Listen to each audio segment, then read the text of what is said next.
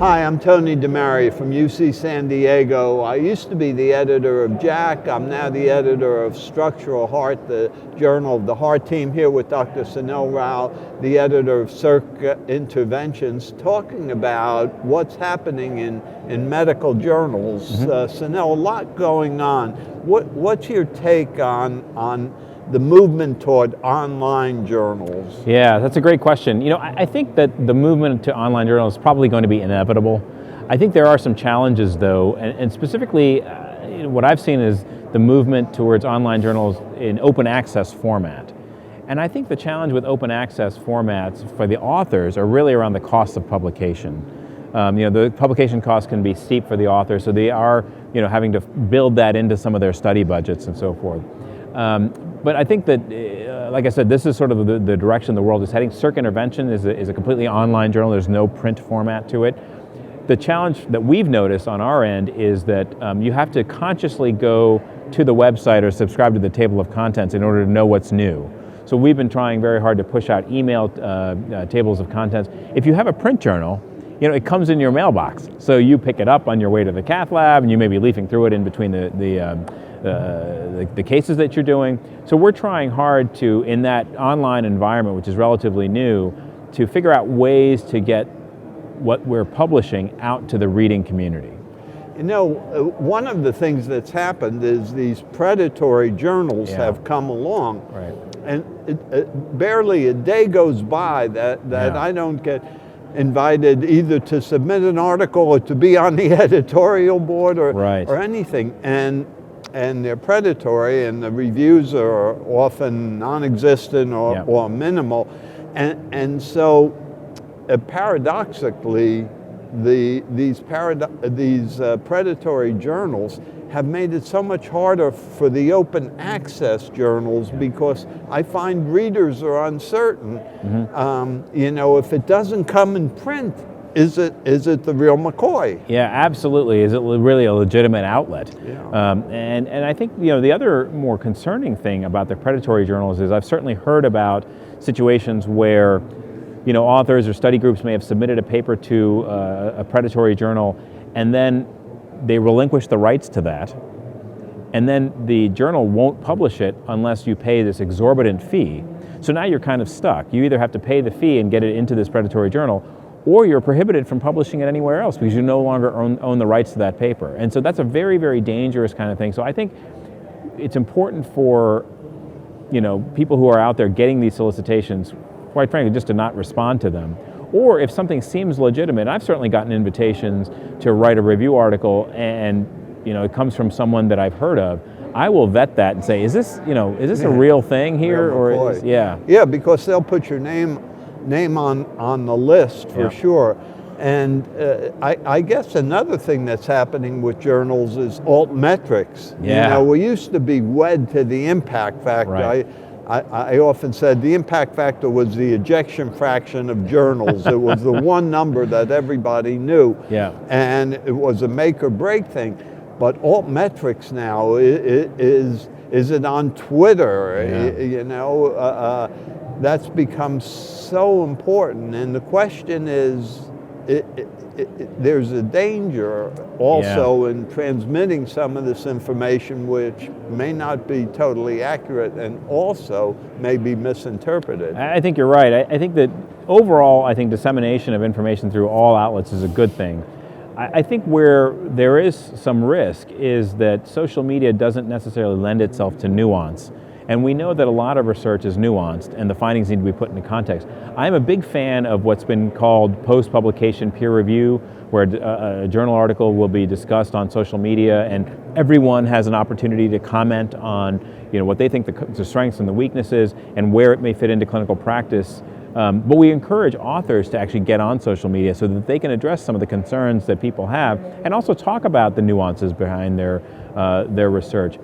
With respect to the impact factor and altmetrics, I think of a lot like the U.S. News and World Report rankings. It becomes really, really important if your impact factor has gone up. If it's gone down, you say, well, it's not that important of a metric, And so I think for all journals, what all of us try to do is really not focus on the impact factor per se, but really on the impact of the science that we're publishing.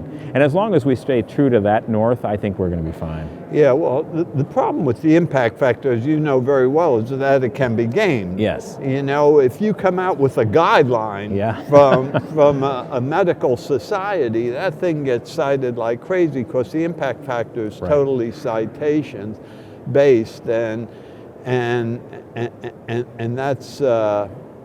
that's clearly a major problem. In terms of social media, I agree with you. I think the more dissemination of information, the better. And I remember when I was editor of Jack, when we would look at the articles that were most often picked up by the press, erectile dysfunction, always carried diet anything studies, on food, anything on food, you know. So it wasn't actually the best science. It was oftentimes things that had some catchiness to them. That's true. That's absolutely true. And I think it's incumbent on us to make sure that whatever gets picked up by the media is interpreted correctly. I mean, you know, one article that got a lot of press was this whole thing around chili pepper consumption, which is great for a TV story, but it's also important to make sure that we don't have, you know, patients stopping their statins and all of a sudden trying to go out and eat a bunch of chili peppers thinking that it's going to make them live longer. Yeah, no, absolutely. Your point about nuanced interpretation of research is ever so important. I guess the other thing that's happening is this intense focus on conflict of interest. And that's been overdue, no question, it's been overdue. But I worry a little bit that maybe the pendulum has overswung a little bit in the sense that you get yourself in a situation where the innovators often have to divest themselves completely when they're in the best position, or somebody writing guidelines has to attest that they know absolutely nothing about the topic. Yeah, no, I agree with you. I think these things, like anything else, have sort of a sweet spot to them. And I think, look, there's no question the conflicts of interest in scientific research are important. I think what we're all trying to combat is fake science or science that's just so biased because of someone's conflicts of interest. Having said that, I think context is important. I think that in some of the clinical research that's being done, it is by its very nature having to be funded by industry. Whether it's a new strategy for a drug or a device, it is funded. Now, there are firewalls that can get put up, and they often are, by academic research organizations who receive funding from industry. People who are perhaps not well versed in that kind of research may not necessarily understand what those firewalls are, and they may look at studies that are funded by industry and paint them all with a broad brush as saying that they're all conflicted. But we know that that's not necessarily the case. I think the journals have certainly done a better job over time of making sure that conflicts are appropriately reported. I think the policies are pretty clear and consistent across the journals that you need to make sure that you declare any conflicts that are relevant to what you're publishing. And certainly we can do a better job of trying to vet those, because at the end of the day they are self-reported. But we have to make sure we don't lose the forest for the trees. And to make sure what we're really fighting against is the fake science, and not necessarily these kind of smaller conflicts that are not really affecting the outcomes. Yeah. No, in this day and age, probably 50% of important clinical trials are funded by industry, and that's information that would not be available had not industry funded that. And I worry, as I said earlier on, that you're kind of guilty until proven innocent. Although, as an editor, I'm sure you and I both have seen these infomercials, advertorials that come in, and one has to be aware of that. But I think some balance, if we can strike a good balance, that'll be important. So we've covered we've covered a number of topics: conflict of interest, open access, journals. The importance of the impact factor, or as compared to altmetrics.